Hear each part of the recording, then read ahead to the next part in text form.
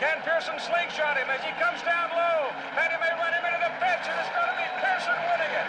An incredible, daring move, and it paid off for David Pearson.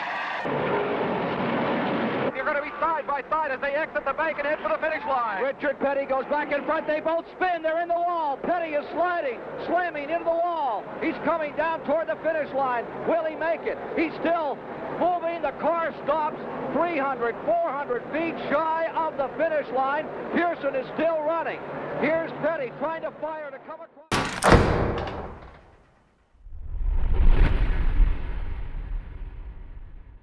Starting line and the green flag. Steady now. Here we go.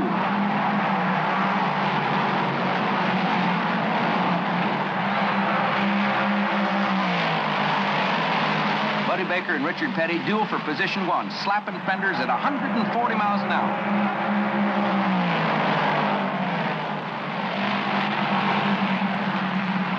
Buddy Baker takes the lead. Petty's in trouble. Whoo-wee!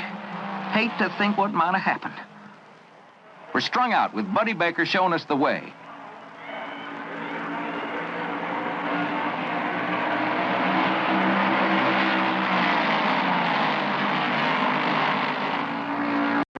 And there's the flag that means one lap to go. Petty's still running full throttle, passing him where he finds him.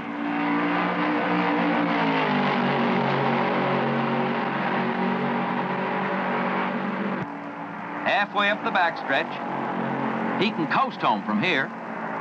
The Petty crew and everybody along the pit walls holding their breath. Here he comes. Richard Petty wins the Southern 500.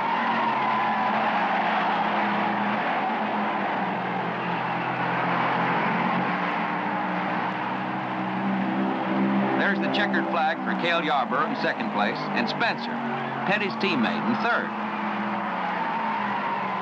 Petty won going away. His margin of 5 laps is a Southern 500 record. The hottest drivers on the NASCAR circuit were here at Bristol for the running of the famous Southeastern 500. A jam-packed crowd of over 26,000 race fans were on hand to witness the battle.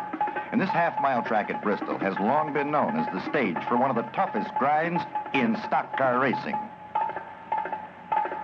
The Grand National Champion, Richard Petty, is on the pole in his familiar electric blue Hemi-powered Plymouth number 43. Alongside in the Ford Torino number 17, Davy Pearson. Cale Yarborough in number 21 is starting in the third slot with Leroy Yarborough alongside. Both are driving Mercury Cyclones.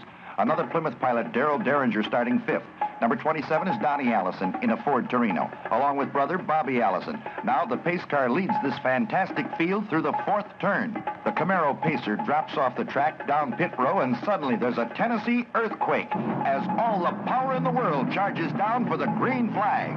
Petty fires off the pole and takes the lead in the first turn, but Pearson and Yarborough are right on him, and the traffic is wild through the pocket.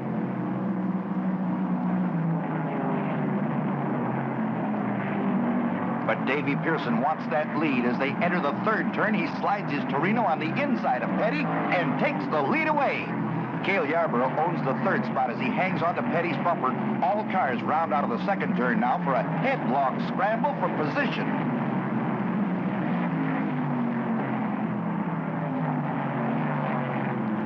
Leroy Yarborough moves up behind Cale to take over the fourth position as all cars pick up the pace down that long back chute. Jerry Graham.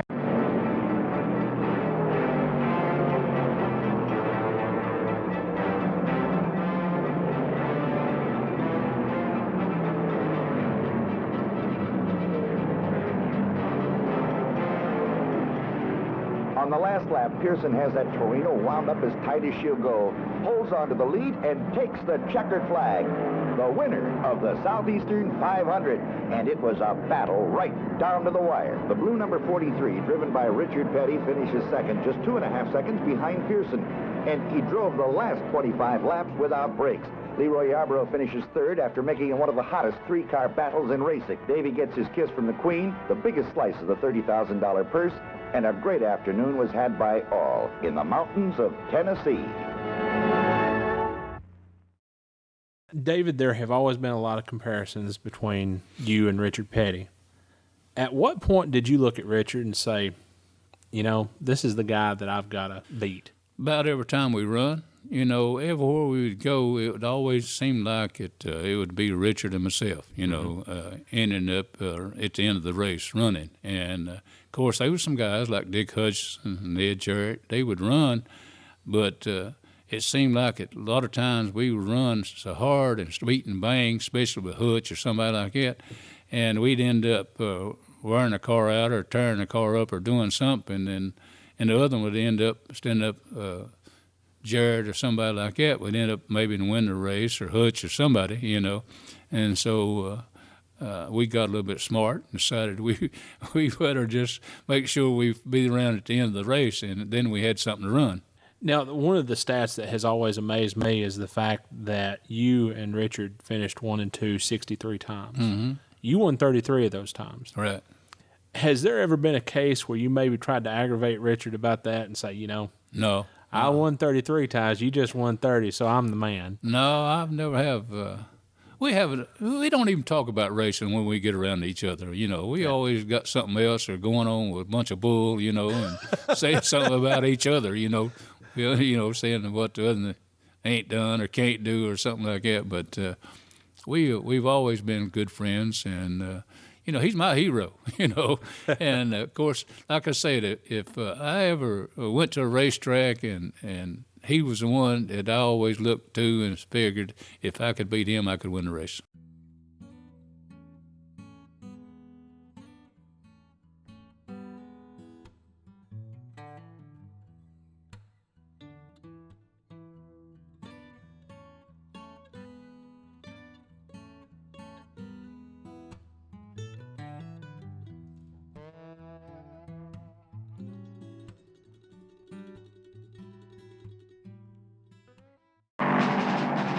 There's the white flag with only one more lap to go. There's only one question in Martinsville.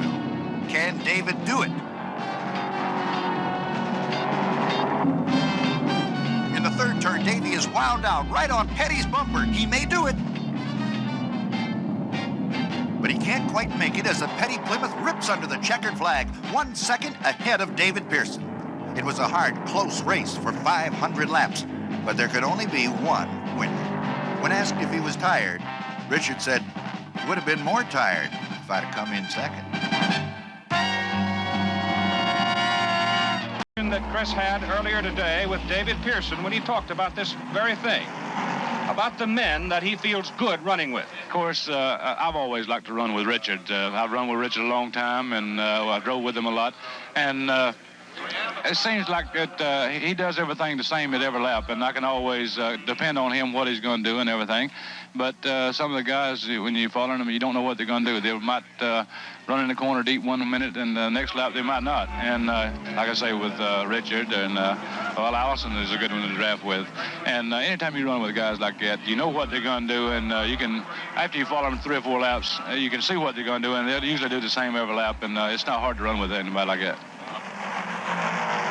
It may not be hard to run with them, but they're running as hard right comes out. And we're racing again here at Daytona with David Pearson, car number 21, leading. Richard Petty, number 43, is in second place. They're the only 2 cars in the same lap right now. Bobby Allison is running third right behind him, and Bobby is a lap down. And Chris, how many cars do we have out of it so far? 17 are out of the race, Keith, and all but Elmo Langley, who went out with a hub malfunction, have engine troubles or engine-related troubles. Joe Pearson, Neil Castles, Benny Parsons, Pete Hamilton, Isaac Baker, all out of it with engine trouble. Bobby Allison now is closed up right behind Richard Petty. He's got to try to unwind himself. In effect, he has got to pass both Petty and Pearson in order to get back on the same lap. That's going to be a very paramount thing in his mind, Keith, because if he could get past those 2 cars and a yellow flag comes out, he's in clover. This is a NASCAR sanctioned event, Grand National Stock Car Racing, and tomorrow the Dixie 500 goes in Atlanta, Georgia. August 6th, it'll be the Talladega 500. August 20, the Yankee 400 at Irish Hills, Michigan. And September the 4th, the Southern 500 in Darlington, South Carolina. Right now, let's fix our eyes on Bobby Allison and try to anticipate his move here as he goes up alongside of Petty. Can he hold his position? up toward the top, and he is in second. Physically in the second place spot now, but he's still got to get by Pearson in order to unwind himself. I would guess at this moment, Chris, the temperature inside those automobiles probably around 155 to 160 degrees. Unbearable, I should think. The tempo and the temperature are matching right here. A couple of interesting sidelights. 2 Ford drivers back in the field have moved into the top 10. James Hilton and Donnie Allison, who's driving a Torino with a small virtually under a blanket. Here comes Allison and Pearson, both of them making a move on Petty on the back straight. Allison pulls alongside, goes by him. Pearson's going by him, and suddenly, that quick, in the space of, 300 yards, Petty goes from first to third. That was about a $10,000 look, with first place worth 16 and third worth 6 that Petty had of those 2 cars. Now the question is, has Pearson moved into the spot where he wanted to be? Or does Allison have the horsepower and the car to stay out there in front? The slower cars, the few that are left, Keith, are dotted around the track. They're not in a bunch. There's one here, one there. They're all over. This may have an effect on these drivers' thinking. But it should also be pointed out that these slower cars are behaving extremely well. They are getting out of the way, and here comes Pearson. And Pearson goes into first place. Allison is second and Petty third. So David Pearson, who sat for a long time in this tremendous 3-car duel back there in third spot, finally made his move. And now he has the lead in the Woods Brothers Mercury. Well, of the 28 races that have gone before, historically, this would be the wrong move, for the second place man has always held the advantage. And there's Petty looking for a high groove on the track as they come down to get the 2 laps to go signal. See that crowd, they're at attention. I think that's the first time today that anyone challenging for the lead among the top 7 or 8 automobiles that have run among the leaders all day, Chris, that anybody went up above to get a pass. He was checking the track up there to see if it can be raced upon. Let's see now if he tries to use it.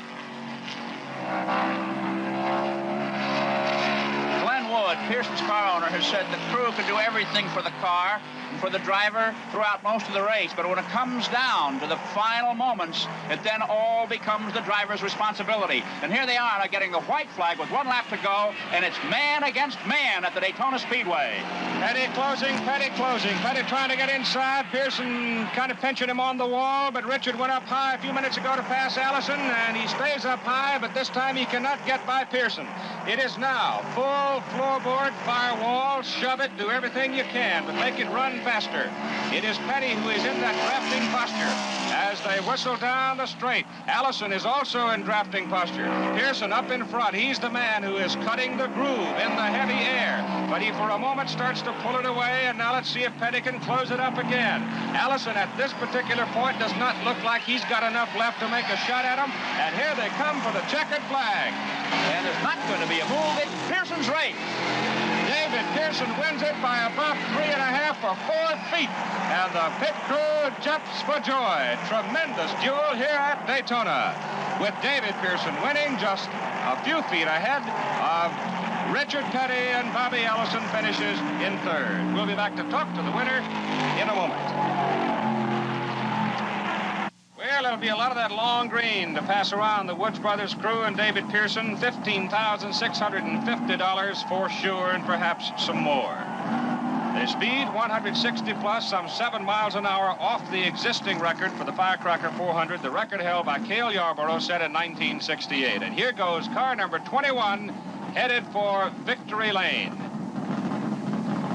Running in second place at the finish was Richard Petty. Bobby Allison was third. Cuckoo Marlin 4. James Hilton 5. Leroy Yarborough 6. Ron Keselowski 7. And Donnie Allison finished in 8th place. Second place money for Richard Petty, $9,725. For Bobby Allison, third, $6,925. How could you have a better race than that, huh? And out comes the winner, David Pearson. And right there to talk with him, as soon as he catches his breath, is Chris Economaki. Here's your winner, David Pearson. Congratulations, David. It was a hot one, wasn't it? Yes, it was, Chris, and especially the last 5 laps there when Richard and Bobby were running so close to me. That was really hot laps. When did you start planning the finish? Well, we were all 3 there got together, and I seen then that there was no way that the third car could get by 2 cars at one time at the first lap. So I tried to be second. I really wanted to be second, but there at last, after we jackled around a little bit, back and forth, I saw some slow cars up ahead. So I said at the end of the last 5 laps that I better go ahead and get in front and hope to pick the draft from the slow cars and keep them behind. You weren't worried about somebody using your draft to get by at the last moment? Well, yes, but of course I was going to do them the same way. But there was some slow cars up in front of them, and I just figured that I could get their draft and be enough to hold them off, and luckily it was. David, the last 50 miles showed that the 3 cars were equal. Each of you took the lead. So it boiled down not to a race among cars, but a race among men. And you won, and it must be a satisfying victory because of that. Oh, yes, it is. In fact, you'd rather win this kind than any kind because it was close, and any one of the 3 could win the race. Well, congratulations again on a tremendous victory in the Firecracker 400. Thank you, Chris. And back to you, Keith Jackson.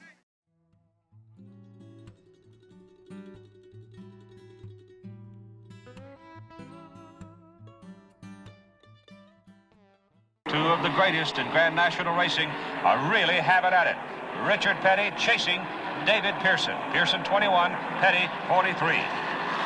There could be no better competition out there right now than these two men, the great giants, in fact, of NASCAR racing, and the fact the crowd themselves are on their feet, because these two men must be the favourites down here at Daytona. Right, coming down out of turn number 4, coming down past the start-finish line. And Pearson backs off for Petty. Something wrong with Pearson. Petty takes the lead. I think Pearson backed off of it. It looks almost as he ran out of petrol or something. I've never seen anything like this happen before. It could be very bad luck for him, but my goodness, what an advantage. Richard Petty. The crowd are absolutely on their feet and yelling. Richard Petty's got an enormous advantage. 300 or 400 yards, it looks like, on that back straightaway down there at almost 200 miles an hour. And there is David Pearson falling back on this very last lap of this fantastic race, but he seems to be closing up, Keith. To have stopped so suddenly, to have suddenly slowed up like that, makes me think, though, Jackie, he backed off on purpose because obviously he's still got horsepower and he's now closed it right in behind Richard Petty as they turn and come for home. Can Pearson slingshot him as he comes down low? Petty may run him into the fence, and it's going to be Pearson winning it. An incredible, daring move, and it paid off for David Pearson. Well, you're a crotchety old grandpa, David. I'll tell you, that finish was something else. Well, Chris, I knew that if I let him stay behind me, that he would draft me and beat me, so I just backed off right there at the last the white flag and let him go on by, then I got him back, coming off before. Well, you know, David, I've never seen a driver so in control of the situation as you were. Didn't you have any doubts at all that you'd win? Well, oh, yeah, I was all the time. I really didn't know for sure where I could get him back or not. In fact, I like to slow it up a little too much when I let him go by me. Well, if Richard had done that to you, would you feel a little insulted? Well, if he'd done that to me, I'd have backed off and stayed right behind him.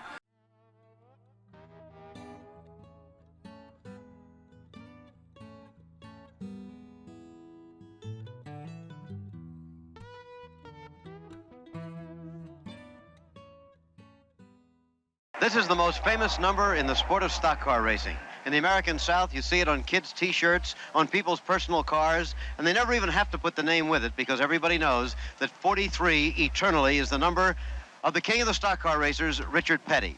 There's an irony today, however. Right here in his home state, Richard Petty has never won a race on the Charlotte Motor Speedway. He's never done it at all.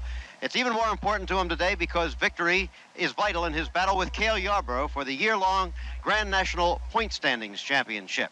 There's another aspect. In addition to going against all the regulars of the Grand National Tour, he'll be going against, from Indianapolis, Johnny Rutherford, the winner of this year's 500, and the great A.J. Foyt, triple winner of the Indianapolis race. It should be quite a day, but on this particular occasion, there's interest not only at the front of the line, but also all the way in the back. That's where our colleague Chris Economaki is standing right now. Right, Jim. Well, in 26 seasons of Grand National racing. Racing at Charlotte. Coming into the first turn, Richard Petty up high, and the red roof down low, number 21, is David Pearson trying to hold on to that pole position, and so far he's doing it. Cale Yarborough tucking into third place. That's Donnie Allison up high, and A.J. Foyt in the yellow car. It's an important race for Cale, Jim. He's got to stay close to Petty if he wants the title. Okay, now we have a camera isolated on Buddy Baker. He's already passed 5 cars. That makes 500 in a dozen years. There was the white flag. 1 lap to go for David Pearson. The uphill battle. Looks like a success right now. All he has to do is negotiate a couple more turns. He can almost coast in. Not quite at this point, but almost. Richard Petty is still about the same behind, 1.4 seconds is the last clocking. There you see the difference between the two of them as David Pearson heads for victory. Turn 3, one more to go.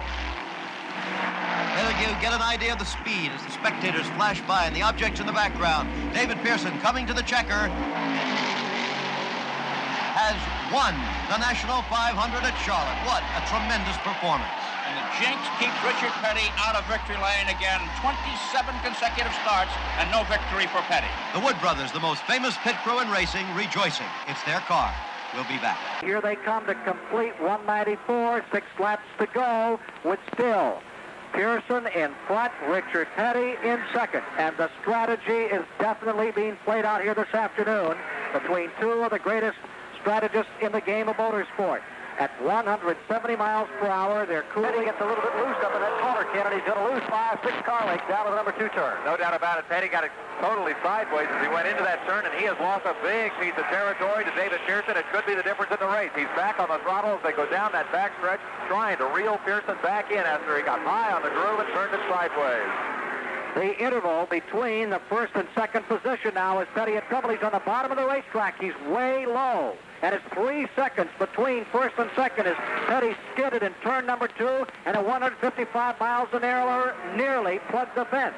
He's across the line and his speed back up to 170 miles per hour across the stripe, and he's gained it all back. It's now less than 1 second between first and second as they go to turn 1. He's got a big piece of it back. He's right back across that same... Down they go into turn number 2 and into the backstretch. Car. Petty seemed to pick up a little time on Pearson in the 3 and 4 corner, Ken. If you take that inside groove, it gives you the short way around the racetrack, and that's where he made up the time on him. He's about 5 car lengths back, and he's going to close even more this time. Richard Petty is all the way on the bottom of the racetrack. 73 feet above him on the high side is Pearson. Here they turn. There are now 4 laps remaining in this $92,000 race at Brooklyn, Michigan. Turn 1.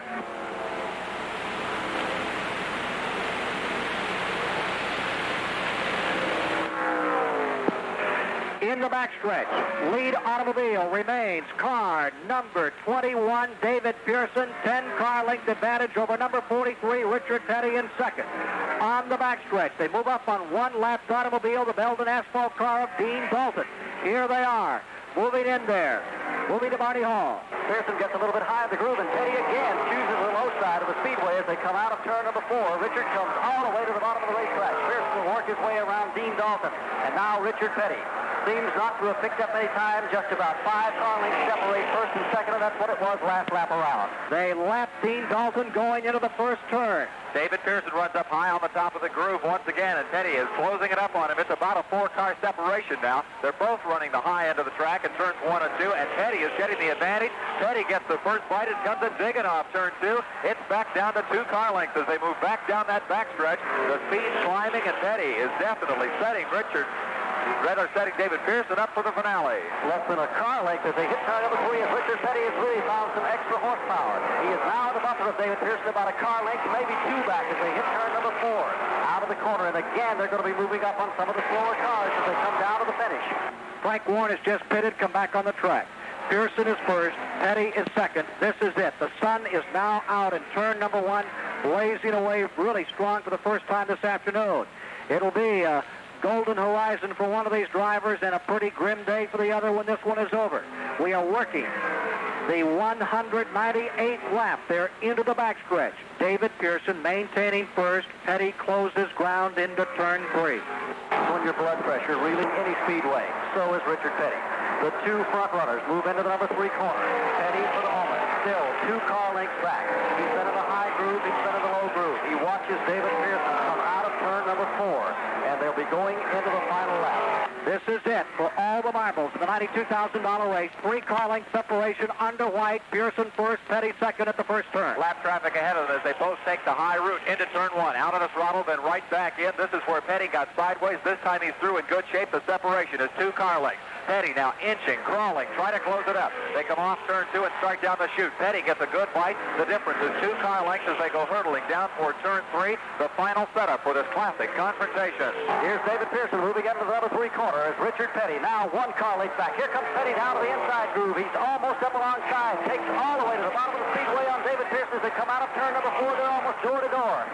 Pearson on the high side. Richard Petty pulls in behind him. Here they come charging for the finish. Pearson cuts to the bottom of the racetrack. He'll win the race. David Pearson wins the Motor State 400. The Purolator Mercury flying to victory this afternoon over Richard Petty in the STP Dodge. Some smoke from David Pearson's car, Chris. A lot of smoke out of Pearson's car down the straightaway and in the corner. Let's see if it continues as he goes down the back chute and toward Jackaroos. A lot of smoke from under the Purolator Mercury. David Pearson, we've got him in sight now. We don't see much out of the car right now. He stays glued to that boilerplate. Look for the move as he enters into the tunnel turn to bring it down low. Dean Dalton's car is down, and yes, smoke from the rear of the Purolator Mercury. This could be problems for David Pearson. Well, we look, it's not that much smoke. 6 laps, 6 and a fraction laps, about 13 miles to go. Petty has won 172 races. Pearson has won 86, and Baker has won 9 in their long careers in NASCAR Grand National Racing. We're going to get an interval timing now. That's a lot of smoke out, Chris. And now a crisp of smoke between Pearson's car and Petty's car, but Pearson's car is still holding. Chris, I think he may have bought the farm this time because it is all smoke coming out of Pearson's car. Could be the same problem that put him out at Daytona. He has 4 seconds on Richard Petty going past the line that time. What a tough break for David Pearson. He's off the pace going out of the number 1 corner, Chris, and a lot of smoke from that car, and I would say Pearson has some serious problems. They're headed your way, Jackie. Is Petty about to overhaul? Petty is still stumbling down the straightaway here trying to close, and it doesn't look like David Pearson has given up a bit. He has the hammer down. He continues to pull away. Pearson in front, but Petty sees fire in his eyes, and he knows that he's got to stay together to win. David Pearson hasn't lost an inch to Richard Petty. If anything, he's gained, but the smoke is just like that you see come out of a blown engine. It must be a loose oil line someplace in that race car, but Pearson has not slacked off the pace one whiff. Well, he's smoking down, and they may black flag him. That's the problem now. Smoke is belching from the exhaust pipe. He is holding the same interval over Petty. He has not slowed down a bit, but he may be slicking up the track, and oh, boy, what a decision for our officials to make as Petty Parsons again tries Buddy Baker for 3rd place going into turn 1. Pearson looked like a 747 on takeoff coming down that front stretch, and the smoke is really thick up through there. It doesn't seem to smoke too bad when he gets into the corner, and it isn't smoking bad down the back stretch, but in that front stretch, it is really pouring out of the car, but he is still running full bore. Barney, when he comes into the tunnel turn here, as he starts to exit it, he shows a lot of smoke as he begins to get back on the gas. And now the interesting thing, as we hit the waning moments, NASCAR rules allow 4 laps to acknowledge a black flag or a consultation. I'll be very surprised if there's a black flag on David Pearson because I've been watching very closely. I don't see any oil coming out of that car at all. It's like it's all being burned off. There's not a trace of oil. There hasn't been a car slip in the turn whatsoever. David Pearson still hasn't lost an inch, and there's only 4 laps to go as he goes by. Okay, we just took a clocking on Pearson as Petty comes up in 2nd place, and Pearson has a 5 1/10 second advantage. And do I see a little bit of smoke from Petty's car, Barney Hall? Well, I'm going to have to wait till the smoke clears until Petty gets here because Pearson put so much out.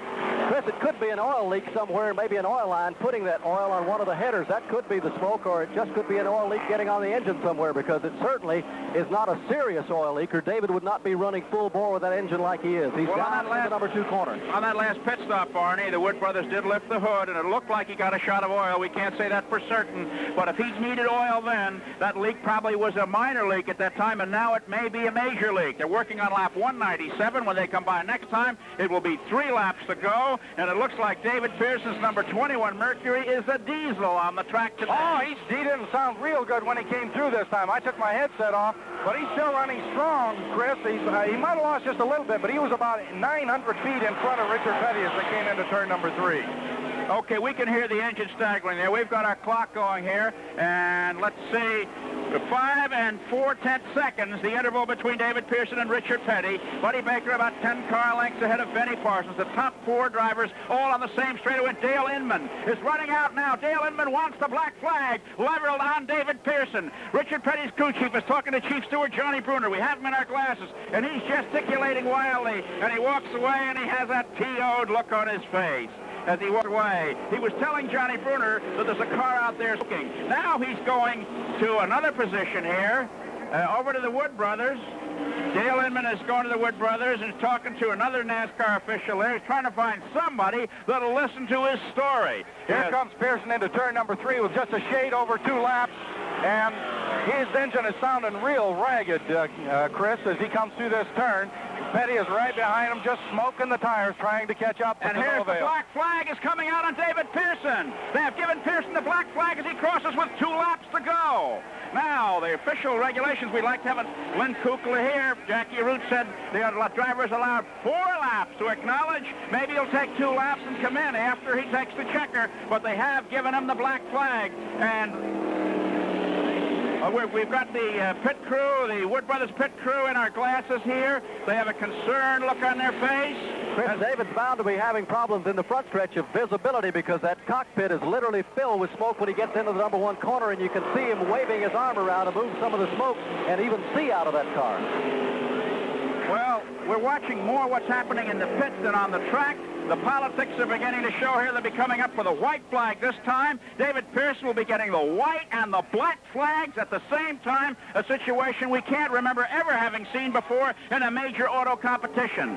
Here comes Pearson through turn number 3. The white flag will come out for him. Petty is coming through turn 3, and Pearson comes by. The black flag is still out for Black Pearson. and white are giving what a photograph, a rare photograph as Pearson went by, and he's on his final lap, and Richard Petty the same distance behind. It's going to be David Pearson unless that car gives up. We're in we completed 199 laps of the race. They're in the final circuit. And there'll be some talk here as to David Pearson's observance of the black flag, and we don't know whether our listeners heard that up, but NASCAR regulations allow a driver 4 laps to observe the black flag. The black flag was given with 2 laps to go. So he has received 2 black flags.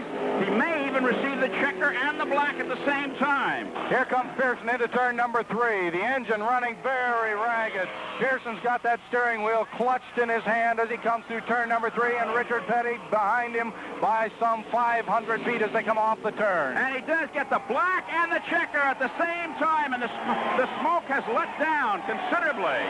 David Pearson has won the Purolator 500. Richard Petty has crossed the line in second place.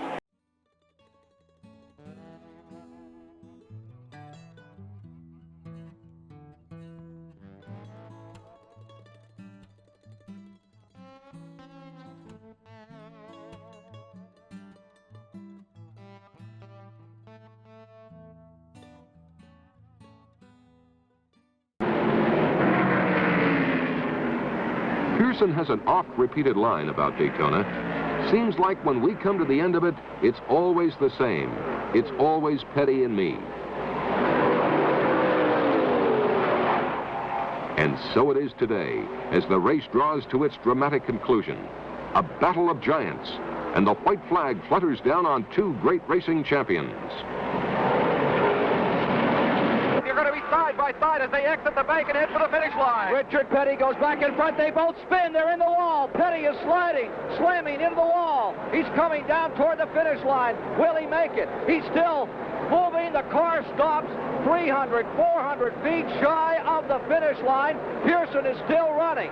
Here's Petty trying to fire to come across the line. David Pearson moving down through as they come to the stripe. The winner is car number 21. It's going to be, I believe, Pearson's victory. We'll just have to wait and see. An amazing finish.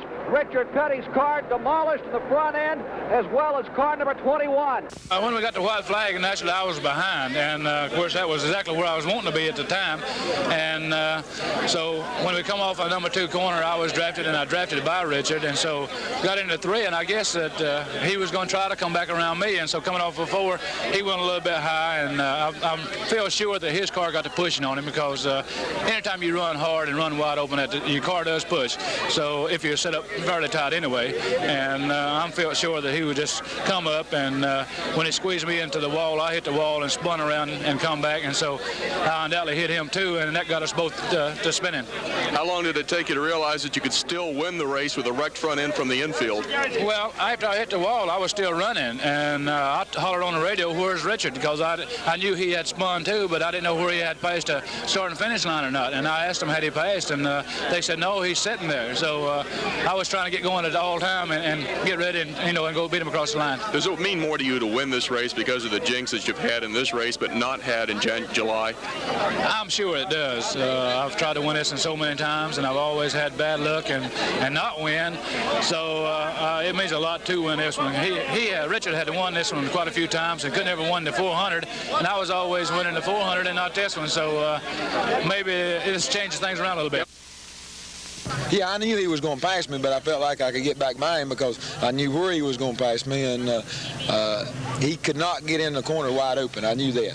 So I went on in the corner real high and stayed wide open, and when he slid up in front of him, I done exactly what I want to do. I moved down under him and felt like if we run side by side, then it would just be a nip and tuck deal. It'd be luck for anybody to win. And when I did, I got moved on around, and the car broke loose and slid up into him. And, once they'd done that, then both of us was all we could do to just try to keep them going in the right direction. And we didn't keep either one of them going in the right direction. When you're sitting down in the grass in front of the grandstands, were you aware that he was going to win the race by moving ahead and getting that wreck going? Yeah, I was sitting there watching.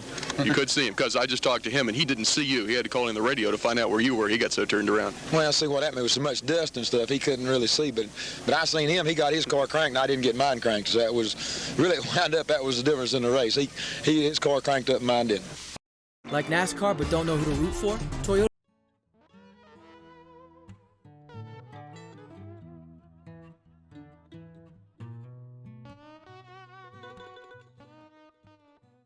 Cool by Darlington standards means temperature in the high 80s, and the engines have been started by the gentleman behind the wheel. The cars begin to pull out onto the pace lap. In the front row, Pearson and Allison, then Baker and Waltrip, Parsons and Marcus, Yarborough and Petty, Brooks and Donnie Allison. Everybody seems to be underway. Long afternoon here, 500 miles, and look at that. Richard's left front wheel got down over that white line. A very dangerous spot to be. Had to back off. Waltrip won't give an inch. There's the leader. And that, of course, is David Pearson, who will get the checkered flag the next time around. Ooh, this does get dicey as they come down the backstretch. Waltrip trying to hang on. Petty right behind. Can he do it, Jackie? He's going to make a try. He's going down low. He surely can't do it there. He's come very close. They're really close. The smoke coming off the tires there, and Richard Petty's done it. He's got right through, Bill. I don't know how he did it, but Petty has taken over second place. Pearson takes the checkered flag for first, and Petty will take second. Waltrip will take third, and what a daring piece of driving by King Richard. That was sheer confidence from a driver's point of view to take him where he did, Bill. I have to take my hat off to him. I'm sure Waltrip's not taking his hat off, though. Yeah, they cost him a few thousand right there. And, of course, as far as Richard is concerned, it gives him some valuable points. And as far as David Pearson is concerned, it gives him his first Southern 500. We'll be back to go down to Victory Road, but right now, this message. Well, here we are down in Victory Lane, and coming up is David Pearson. This must be a great moment for him. 6 times he has won the Rebel race in the spring, but this is the first time that he has won the Southern 500. Let me get in here and get a word with him, Bill. Okay. David, you get the ice out of your mouth long enough to talk. This must be a big, big moment for you, the first time you won the Southern one after 6 second-place finishes. It is. Of course, it's been a long time doing it, but we're just as happy winning this as we was the first one. Dave, let me ask you, you lost your radio early in the race, and you had to take pit crew signs. Did that cause you any problem at all? No, not really. Of course, they just didn't get to talk to me and encourage me a little bit, but I know the car was running real strong, and after we took some wedge out of it, it got to handle a lot better. Let's call in Jackie Stewart here for a minute. Jackie, get a word with David Pearson. Well, I think David's getting him so cleaned up. David, any trouble out there when all these accidents happen? Why do you think they all happened at that time? I don't know, Jackie. I know that start of the race, I felt like some of them was driving a little bit wilder than I wanted to. And, of course, I just more or less took my time, and I didn't take any chances first part of the race, and really warm up at the beginning. The tires grip very well, and you find that his race car works very well low down in the racetrack. Now look how low he's on this racetrack here. It's a 24-degree banking here at this Atlanta racetrack, but as this car of his gets warmer, you'll find David Pearson also running high in the groove. Of course, that's the smooth part of this particular racetrack. Question now is, what will Cale Yarborough be able to do? He has been in a muscle car all year. He had won 2 races. He won at Daytona and at Richmond. David Pearson was the winner in the first race at Riverside, California, and Petty winning at Rockingham last week. But now the man that Petty is chasing is David Pearson, and goodness knows how many times those 2 old pros had at it, huh? Both of them running very, very high. On this racetrack, the turns are a half mile in length. The straightaway is a quarter. Most of your mile-and-a-half tracks, it's different. It's a half mile straight and a quarter-mile turn. But here's Petty making his move, and he may very well get it as he chose to come down. Now, that's the way he set a new qualifying record. He went into the turn high and just came like a bullet down on the low side, and that's exactly how he got the lead right there from David Pearson. Well, Richard Petty's a difficult man to beat, but if there's any one man in this race, and look at Pearson going underneath him there, he takes the lower line this time, but I think Richard may come out of that corner before him. He's in the right part of the racetrack to come out right, and he does come out just in front over this very bumpy racetrack. The Atlanta Raceway, probably this is the last time you're going to see it run in this way, at least this year, because they're going to resurface the whole racetrack next year. It's very bumpy. The high part of the racetrack, as Keith has said, is very smooth indeed, much smoother than the lower part. So it's Petty and Pearson locking horns as we have now worked our way through 283 laps, 328 for the 500 miles here at the Atlanta International Raceway. It's been a very nice, comfortable day, and the infield is pretty much filled, and the grandstands were filled by 11 o'clock this morning. So we have a bumper crowd on hand, and they have seen a whale of an automobile race. The average speed now for the leaders is just over 143 miles an hour. And if Petty and Pearson get out there and run by themselves for pretty much the rest of the way, we might well have a new record, the old record sitting just over 139. We're running now a lap time for you as it clicks along. I would expect that you'll find the speed with these 2 as they're able to push each other using the trap. They'll probably be up into the middle 30-second range, which will put them just over 150 miles an hour. 35.6. That will figure out to 153.910 miles an hour. So you can see, as they say down here, they are honking. Yes, indeedy. It's been a glorious race from the very beginning. It's been clean, it's been fast, and we are headed for what should be a sensational finish with Petty, Pearson, and Yarborough running in that order. The order remains the same. Petty leading, Pearson chasing, and they are pulling away right now from Cale Yarborough. Cale not running with the same amount of muscle he had previously. Allison is the lap down. Bobby Allison coming out. White flag coming out next time around for Richard Petty. Here he comes. There's the white, 1 lap to go. And as he goes through turn 1, he's still up in that high groove and running well. David Pearson now he's half a racetrack behind him. So I'm going to say as Petty comes down off turn number 2, working his way down the back straight, unless he faints on his way to the clubhouse, he's got this one in hand.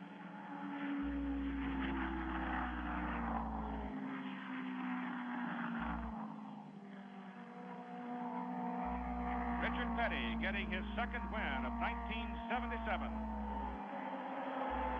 Boom. There it is. Second flag for King Richard. Cale Yarborough will come around to take 3rd. In between them will be David Pearson. He'll get 2nd place. Donnie Allison should take, there's David Pearson for 2nd. Donnie Allison 4. Buddy Baker 5. David Marcus 6. And Darrell Waltrip 7. And Cuckoo Marlin will finish in the number 8 position. Good race for Cuckoo. Coming up, the Daytona 125. Some excitement from there. But right here, the winner, Richard Petty from Randleman, North Carolina. It's a habit he likes. Well, Frank, the NASCAR Grand National schedule for 1977 started in Riverside, California, where David Pearson was the winner. Then Cale Yarborough won at Daytona and Richmond. Richard Petty won at Rockingham, and he's put them back-to-back now, winning today the Atlanta 500 at a record speed of better than 144 miles an hour, breaking by almost 5 miles an hour the old record. They go next to the Gwen Staley 400 in North Wilkesboro on March 27, the Rebel 500 April 3rd from Darlington, South Carolina, to be seen on ABC's A Wide World of Sports. The Carolinas and surrounding regions will not see the live telecast, however. And April 17, the Southeastern 500 in Bristol, Tennessee. Attendance is up, the prize money is up, but the faces are the same as we look down the list of those who placed high in this one. Petty, Pearson, Yarborough, Allison, and Baker. Those are names known throughout the Southland and through most of this country, Jackie Stewart, and they put on a show again today. Well, as ever, the NASCAR racing for me is some of the closest racing in the world. Certainly one of the happiest men in the world today must be Richard Petty. All of the people doing well, certainly a great piece of motor racing.